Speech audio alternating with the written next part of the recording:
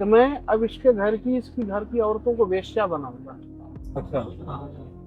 वो बंदा क्या करता है, जाता है कलकत्ता, हम्म। तो एक वेश्याओं का शमशान घाट हो, हम्म। और वहां कुछ दिन वो रहता है। किसी एक वेश्या की आत्मा को, जो अकाल मृत्यु में वेश्या जो डेथ की होती है, फांसी लगा के, उसकी आत्मा को वो तंत्र क्रिया के जरिए कैद करता है।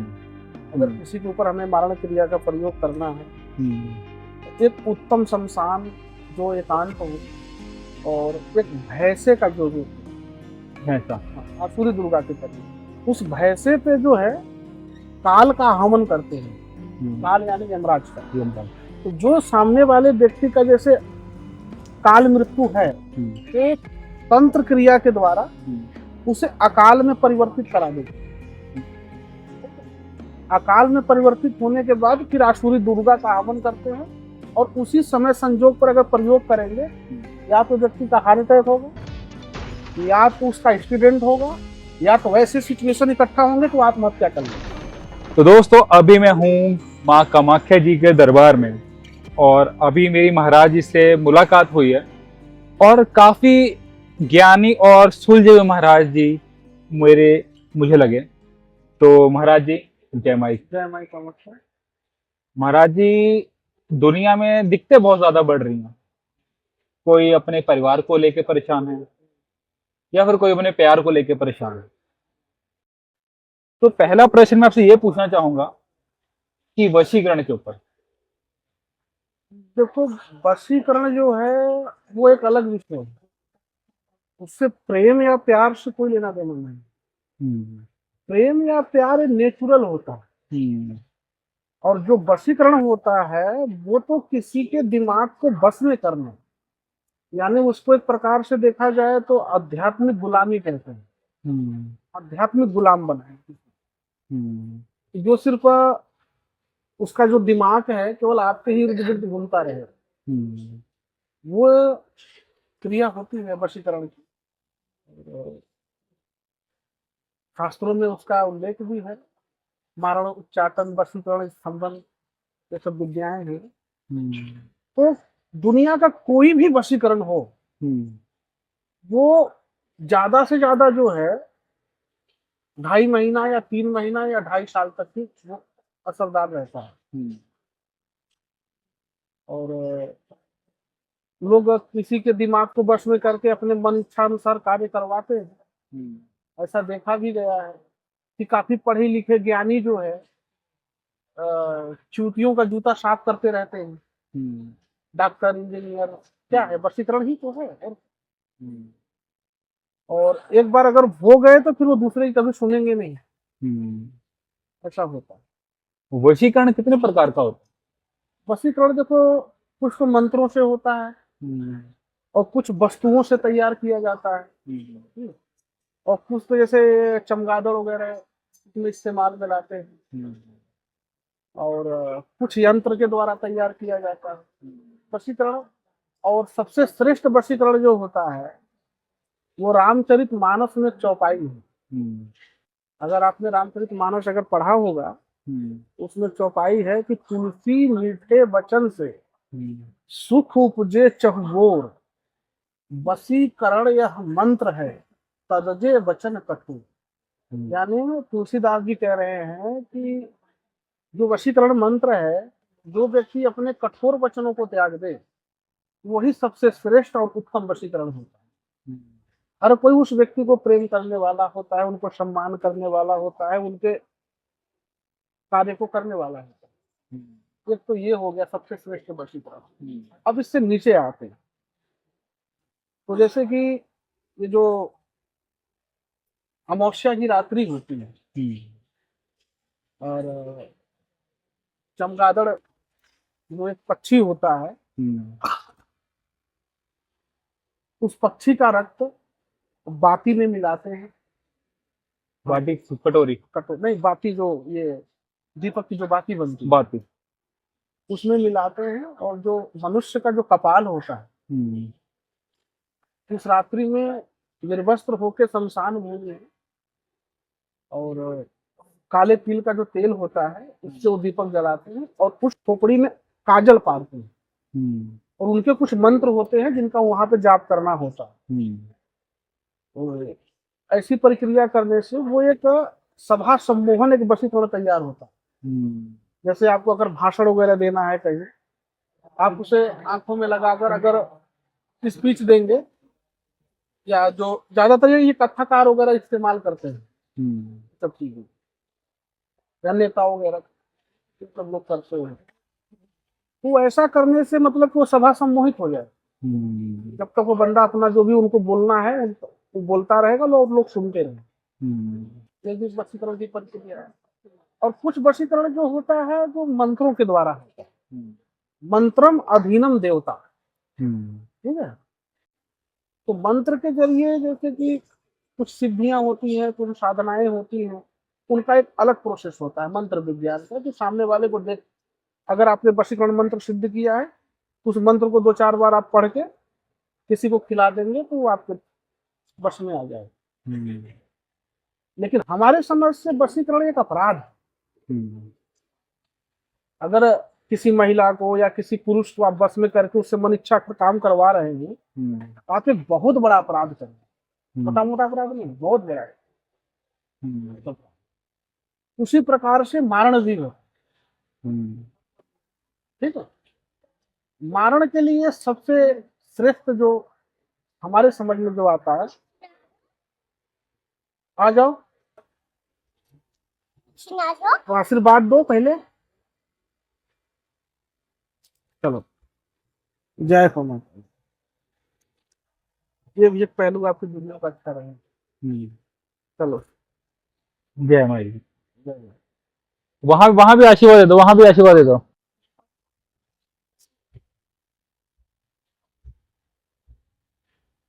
उन्होंने कैमरामैन को आशीर्वाद दे दिया, तो दोस्तों आपको भी आशीर्वाद मिल चुका माँ का। हाँ, जो वशीकरण के बाद जो मारण था, मारण का मतलब हमारे समझ से ये नहीं होता कि शत्रु को मार ही दिया जाए। यानी किसी को अगर आपने जीवन नहीं दिया है ना, तो किसी का जीवन लेने का भी अधिकार नहीं है।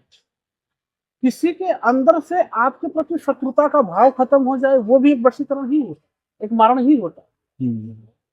जैसे कि हम आपके शत्रु हैं, अगर उस प्रयोग से अगर हमारे अंदर से आपके प्रति तो शत्रुता का भाव खत्म हो गया, तो कहाँ वशीकरण होगा, कहाँ मारण होगा? हो गया मारण। किसी इंसान को मारना ये तो अपराध है। लेकिन कभी कभी समय काल परिस्थितियां ऐसी घेर लेती हैं कि जैसे कि अब हम नहीं मारेंगे तो हमें मार दो। तो ऐसे सिचुएशन के लिए महाकाल ने कुछ मरण क्रिया को उठा किया। तो जिसमें हमारा जो अनुभव रहा कि जो मैंने कई साधकों को देखा, उन्होंने आसुरी दुर्गा का जो प्रयोग किया, आसुरी दुर्गा एक मरण क्रिया की एक देवी होती है, तो उनका जो प्रोसेस होता है, पहले तो शमशान भूमि होती है, और शमशान भूमि में एक जो है वो तैयार होता है, बोलो जो है पकड़ो, चल अभी तो बोलती हो दे दिया ना उन्होंने। तभी नहीं कराए बेटा, जाओ। आज माँ का कुछ ज्यादा ही आशीर्वाद मिल रहा है हमें। हाँ हाँ, बाकी आशीर्वाद है। तो सबसे पहले हमें एक उत्तम शमशान का जुगाड़ करना पड़ेगा।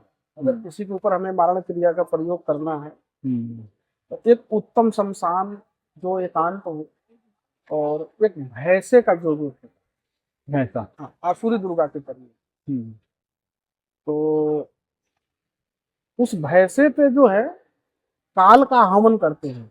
काल यानी यमराज का, यम का, या वो समय।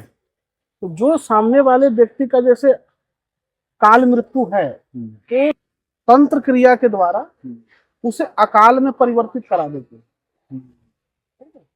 अकाल में परिवर्तित होने के बाद फिर आसुरी दुर्गा का हवन करते हैं, और उसी समय संजोग पर अगर प्रयोग करेंगे, या तो व्यक्ति का हार्ट अटैक होगा, या तो उसका एक्सीडेंट होगा, या तो ऐसे सिचुएशन इकट्ठा होंगे तो आत्महत्या कर लेंगे। मैंने ऐसे कई केसेस देखे हैं। तो हम ये नहीं कह सकते कि मारण नहीं होता है, मारण भी होता है और उच्चाटन भी होता है। समझ गए, ये सारी क्रियाएं होती हैं। तो जो आपने बताया मारण, तो कितनी देर में रिजल्ट आता है इसका मारण का? मारण का रिजल्ट अगर चौचक अखर हो जाए तो 41 दिन में फाइनल हो जाए। 41 डेज। और जब बाण मारना हो? नहीं, बाण विद्या अलग है, उसका मुठ विद्या अलग है। बाण को ही देहाती भाषा में मुठ करनी विद्या बोलते हैं। मुठ करनी, ये आदिवासी विद्या है। आप नागालैंड या जो जंगल में रहने वाले लोग हैं, इसमें देखा गया है कि जब बाण वहां से जब चला है तो अगर लक्ष्य तक अगर पहुंच गया तो सामने वाले को मार डालेगा, और वो खून की वोमिटिंग होती है, और वो या तो उनके मुख से काला खून की उल्टी होगी, काले काले उल्टी होगी, और वो मर जाएगा। ये ऐसा होता है। और बाण से हम किसी का बॉडी पार्ट डैमेज कर सकते हैं या फिर मेंटल उसको नहीं, उसके लिए अलग अलग क्रियाएं होती हैं। अब जैसे कि हमारे आंखों के सामने एक घटना है, जो तारापीठ का नाम आपने सुना होगा। बिल्कुल। तो तारापीठ का एक दबंग आदमी होता है, और हालांकि उस आदमी का नाम नहीं रखेंगे, लेकिन आपको कभी दिखा देंगे अगर आप जाएंगे वहां। वो आदमी ऐसा होता है कि वो जो साधु संत ये सबको जो है अपमानित करते रहता है, मतलब किसी को मारते रहता है, किसी को पीटते रहता है। तो संजोग से उस दिन वो शराब पीकर झगड़ा उनका शमशान में एक अघोरी से होता है, और अघोरी को वो डंडे लेकर काफी जो है मारपीट कर देते हैं। तो वो जो अघोरी होता है, वो कुछ देर बाद वो जब चले जाते हैं अपना अहंकार उस कमजोर पे साबित करके, तो बैठता है तो क्या बोलता है कि मैं अब इसकी घर की औरतों को वेश्या बनाऊंगा। अच्छा। तो हम सोचिए वेश्या बनाएगा, तो भाई लात खाया हुआ है तो वो कुछ भी बोल सकता है, मारा गया है, गुस्सा में इंसान कुछ ना कुछ बोलते रहता है। तो सचमुच में वो बंदा क्या करता है, जाता है कलकत्ता, जो एक वेश्याओं का शमशान घाट होता है, और वहां कुछ दिन वो रहता है, किसी एक वेश्या की आत्मा को, जो अकाल मृत्यु में वेश्या जो डेट की होती है फांसी लगा, उसकी आत्मा को वो तंत्र क्रिया के जरिए कैद करता है।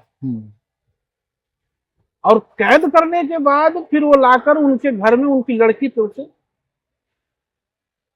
छोड़ देता है। उनका एक प्रोसेस होता है। अब ये प्रोसेस तो माइक पे नहीं बता सकता आपको। तो वास्तव में साल 2 साल बाद उस लड़की की ऐसी मेंटलिटी होती है, जो कि बहुत खूबसूरत बच्ची होती है, हालांकि ऐसा उनको नहीं करना चाहिए था, झगड़ा जिनसे था उनसे था, बच्ची से तो नहीं थे। वो बच्ची वास्तव में रोड पे खड़ी होकर वही धंधे वाली बातें करती। हाँ, उसे उन्होंने बहुत दिखाया, बहुत तांत्रिकों के पास, लेकिन आज तक कोई ठीक नहीं कर पाया। अंत में उसको एक कमरे में बंद करके रखते हैं। तो ये कितने साल पुरानी बात है? ये हो गया होगा कि 10 साल पुरानी बात। तो अभी लड़की की कोई अपडेट? अभी तो मैंने कोई उसका पता नहीं किया, और शायद अगर वो भी की या फिर मर मुरा गई होगी, क्योंकि वो लास्ट स्टेज उसका ऐसा है कि उनका मान सम्मान सब चौपट करके आत्महत्या करेंगे। वो लास्ट की स्थिति है। तो तंत्र में क्रियाएं भी होती है, और तंत्रों के द्वारा लोगों ने बहुत सारे लोगों का फायदा भी करा है। किसी का घर उजड़ रहा है तो आप उस घर को बसा भी सकते हो। कोई शत्रुओं से परेशान है तो आप उनको शत्रुओं से हटा भी सकते हो। शत्रुओं के शांति के लिए सबसे बढ़िया है माँ बगला मुखी। माँ बगला मुखी, उनका शरणागत लेने से शत्रु माफ हो जाते हैं। और अधिक प्रचंड वेग से काम करने वाली माता धूमा, जिनको 10 महाविद्या में धूमावती बोला जाता है। ठीक है, इनका ये है कि ये अपने ही पति को जो है भक्षण कर गई थी अपने भक्त के लिए। हाँ। तो वो माँ जो है अपने भक्त के लिए बहुत दयालु माँ है। हर प्रकार से वो तैयार रहती है उसकी सुरक्षा के लिए। और शत्रु विनाश की, सर्वनाश की बहुत बड़ी देवी है माँ धूमावती। और बहुत सारे देवता हैं, ढाका का पाली भी है। ढाका का पाली तंत्र के एक देवता है। ये बौद्ध तंत्र जो वज्रयानी लोग होते हैं उनमें से है ढाका का पानी। बहुत सारे ऐसे हैं। तो थोड़ा ढाका काली जी के बारे में थोड़ा बताइए। ढाका का पानी, ढाका कपाली जी के बारे में बताइए, कौन है ये और कहाँ से आए हैं और भैरव का एक रूप है। हम्म, जैसे कि जो बौद्ध धर्म है उसमें 3 संप्रदाय है। पहले एक है हीनयान और एक है महायान और एक है वज्रयान। तो वज्रयान जो है वो सब तांत्रिक ही है, अपनी यही 10 महाविद्या की देवियां हैं, उनको अलग अलग रूप दिए। तो उनमें देवी का जो भैरव है वो ढाका कपाली के नाम से वो जाना जाता है। तो उनके जो साधक होते हैं उनको भी मारण क्रिया में प्रयोग करते हैं और भी उनके बहुत सारे प्रोसेस हैं तंत्र के। तो जैसे हमने बताया ढाका कपाली जी, ये बौद्धिस्ट लोग ज्यादा इनको हाँ पूछते हैं, वज्रयान के साधक होते हैं। वज्रयान। अब नेपाल में जाएंगे तो वहां एक वज्र योगिनी एक स्थान है जो कुछ साधकों का मत है कि राजा विक्रमादित्य जो कड़ाह में जो कूदते थे वो कड़ाह वहीं पर है। और नेपाल के जो बौद्धिस्ट लोग हैं उसको वो ढाका कपाली से जोड़ते हैं। आप बता रहे थे कि कहाँ पर कूदते हैं? ये आप सिंहासन बत्तीसी की कहानी अगर पढ़े होंगे या सुने होंगे या टीवी में देखे होंगे तो उसमें राजा विक्रमादित्य कड़ाह खौलता हुआ तेल होता है जो उस तेल में वो अपने शरीर में कुछ पोत कर कूद जाते हैं। तो जोगिनियां आती हैं उनके मांस को भक्षण करती हैं और फिर अमृत छिड़क कर उनको फिर पीवा कर देती हैं और फिर उन्हें जो है इच्छा अनुसार सोना प्रदान करती हैं। फिर वो सोना लाकर विक्रमादित्य अपने राज्य में बांटते हैं। तो वो स्थान वहां पे है। हम अपने दुश्मन को आपने बताया कि पागल कर सकते हैं। हाँ, मंत्रों की ऐसी शक्ति है, इतनी बेहतरीन शक्ति मैंने अनुभव करी है कि अगर वह ब्रेन बांध दे आपका आप उससे ऊपर सोच ही नहीं पाओगे। आपका जीवन वहीं पे बंध गया। जब तक उस क्रिया का काट नहीं होगा तब तक आप ऐसी पागल की तरह दौड़ियाते रहे। ये भी जो तंत्र है ये एक गहरा विज्ञान है, बहुत ऊंचा लेवल, जो हर किसी के समझ की चीज नहीं है। एक अघोरी और औघड़ में क्या फर्क है? अवघड़ जो शब्द है ये मराठी शब्द है। अघोरी अवघड़ पीर, नाथ संप्रदाय में अघोरी का उल्लेख नहीं है, अवघड़ पीर का उल्लेख है। समझ रहे? तो जो नए साधक होते हैं जिनका कान नहीं फटा होता है उनको नादी पहनाई जाती, उनको अवघड़ पीर बोला जाता। और अघोरी जो है वो बाबा कीनाराम जी का एक संप्रदाय है, काशी में संत हुए, रामगढ़ में उनका जन्म हुआ और उस संप्रदाय में के जो अघोर साधक होते हैं उनको अघोराचार्य की उपाधि दी गई है। समझ में आया आपको? तो अघोरी जो है साधना पद्धति है, अघोर एक अवस्था है जो मोक्ष की अवस्था है, अंतिम अवस्था। और मुझे एक बात बताइए, काफी जगह चल रहा है त्रियाराज। आखिर त्रियाराज है क्या और ये कहाँ पर है? त्रियाराज जो शास्त्रों के हिसाब से अगर आप देखोगे तो जो ब्रह्मपुत्र नदी है इस पार सब त्रियाराज ही है।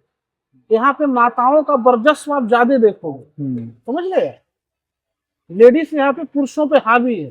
आपने अनुभव किया है ऐसा? बिल्कुल हावी है ना। तो यही जो त्रिया के अधीन में जो राज्य हो, जो घर हो, उसी को त्रियाराज बोलते हैं। त्रियाराज कहते हैं। हाँ। और यहाँ का जो मातृ ऊर्जा जो है वो काफी प्रभावशाली है, काफी ताकतवर ऊर्जा होती है माताओं के अंदर, और वो त्रियाराज है।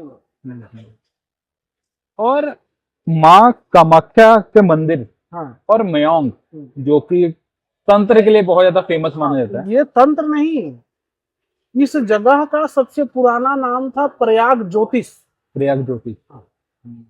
प्रयाग ज्योतिष से फिर ये बना कामरूप, कामरूप। ठीक है। और कामरूप ये जिला था जिसको गुवाहाटी बोला जाता है पूरा ये, ठीक है। गुवाहाटी हाट मतलब होता है मार्केट, जो ये आदिवासियों का मार्केट हुआ करता है, हाट गुवाहाटी। और फिर कामाक्षा जो है कामरूप की देवी है, वो माँ कामाक्षा है। तो आप पूरा मतलब ध्यान से अगर आप हेलीकॉप्टर वगैरह से कर जैसे देखोगे, आप कैमरा में फोटो लोगे, कि जो पूरा पर्वत है ना आपको भगवान शिव का आकार लेगा, ठीक है। और ये जो मंदिर है माँ का, ये भगवान के नाभि पे एकदम बना हुआ है। आप देखो तो ऐसे एकदम पूरा रूप आएगा, भगवान शिव लेटे हुए हैं और नाभि कमल में से कामाक्षा माँ जो है उदय है।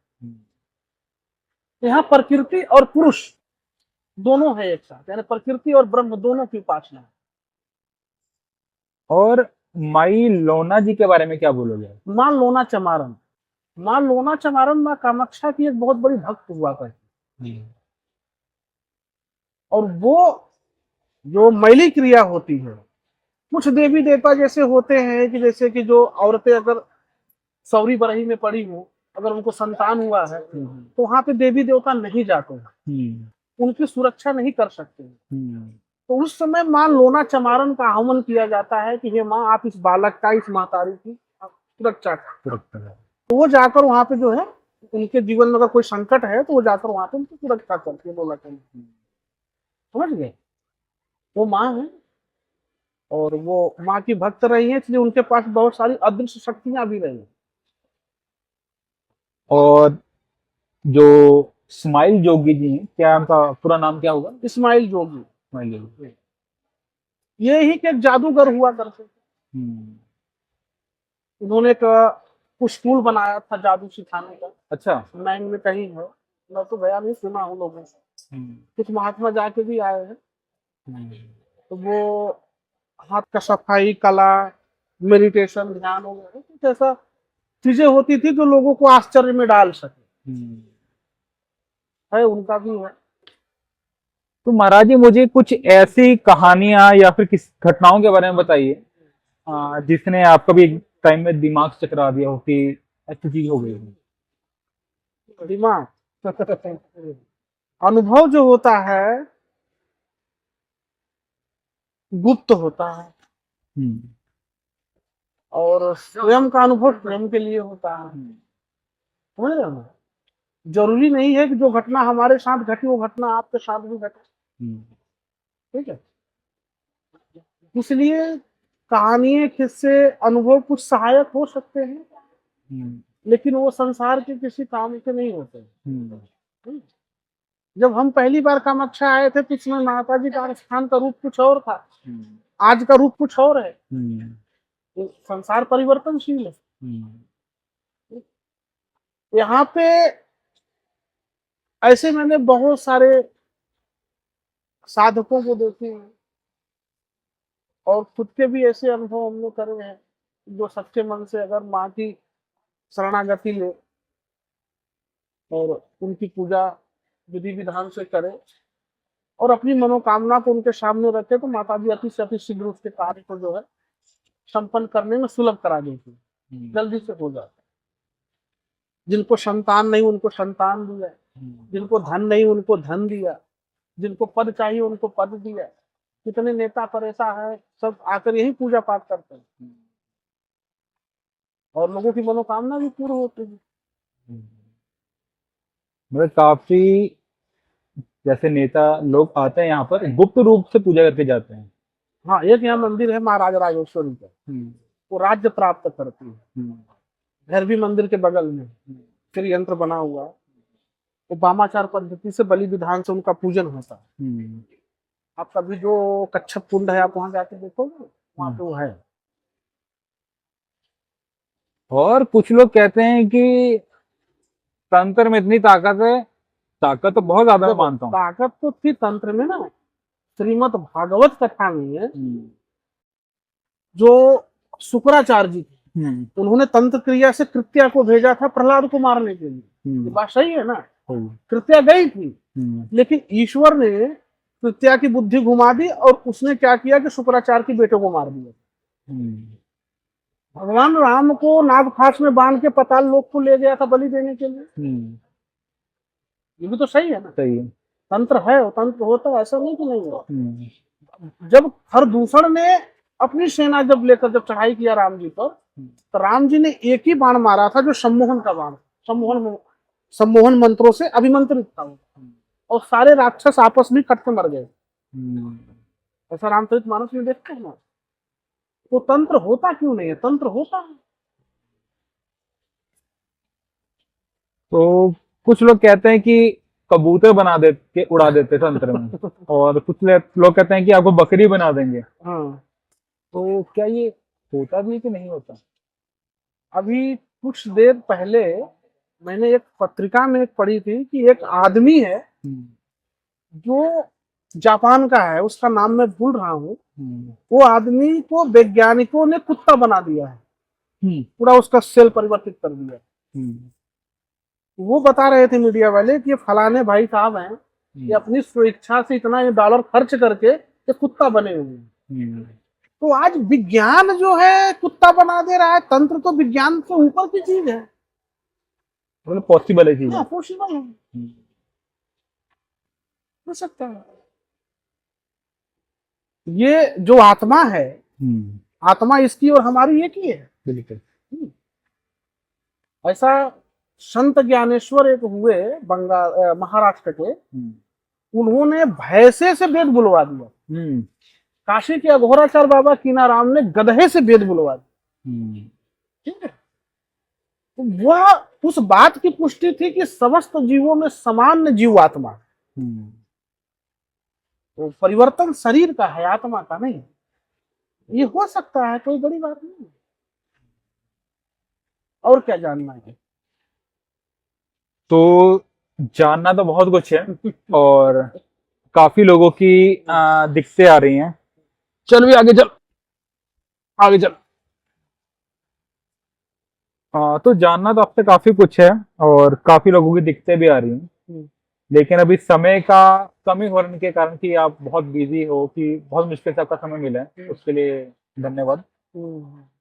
तो इस वीडियो को हम यहाँ खत्म करते हैं, और नेक्स्ट जल्दी आपसे मुलाकात करते हैं, और तंत्र के ऊपर और माँ के ऊपर और गुप्त रहस्यों के ऊपर में आपसे फिर चर्चा करेंगे। तो तब तक के लिए महाराज जी, जय महाराज। जय माता।